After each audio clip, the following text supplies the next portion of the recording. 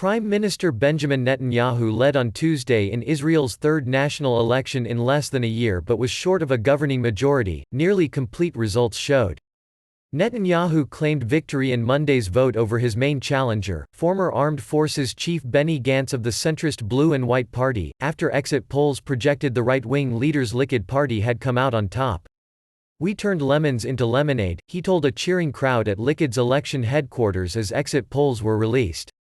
But Gantz stopped short of conceding defeat, saying the election could result in another deadlock, and he understood and shared his supporters' feeling of disappointment and pain. With some 90% of the votes counted, Netanyahu, who has the pledged support of right-wing and religious parties for a coalition government, appeared to control 59 seats in parliament, too short of a ruling majority. The gap made former Defense Minister Avigdor Lieberman's far-right Yisrael Beitenu party a potential kingmaker after remaining on the sidelines in inconclusive ballots in April and September. A win for Netanyahu, 70, would be testament to the political durability of Israel's longest-serving leader, who fought the latest campaign under the shadow of a looming corruption trial. It would also pave the way for Netanyahu to make good on his pledge to annex Jewish settlements in the occupied West Bank, and the region's Jordan Valley, under a peace plan presented by U.S. President Donald Trump. Palestinians have rejected the proposal, saying it would kill their dream of establishing a viable state in the West Bank and Gaza Strip, territory Israel captured in the 1967 Middle East War.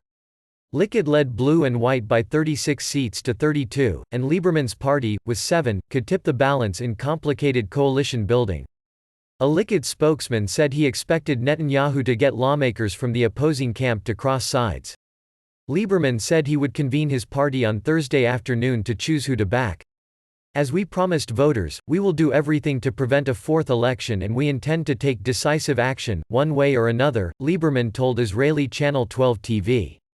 Critical of control Orthodox rabbis have over aspects of life in Israel and of military conscription exemptions granted to Jewish seminary students, he has balked at joining a Likud-led coalition with religious parties.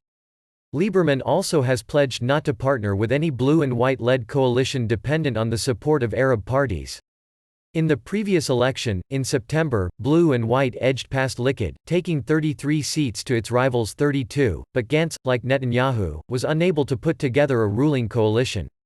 The mostly Arab Joint List Party again emerged as the third largest, growing to 15 seats from 13 in the last election. Israel's economy has weathered the political stalemate, with growth strong and the labor market tight. The main issue has been no budget since the 2019 one was passed 2 years ago. During an acrimonious race focused more on character than on policy, Netanyahu campaigned vigorously on his strongman, security-first platform, familiar to voters over decades. His loyal, blue-collar base has stood firmly behind him throughout, seemingly unfazed by his imminent trial.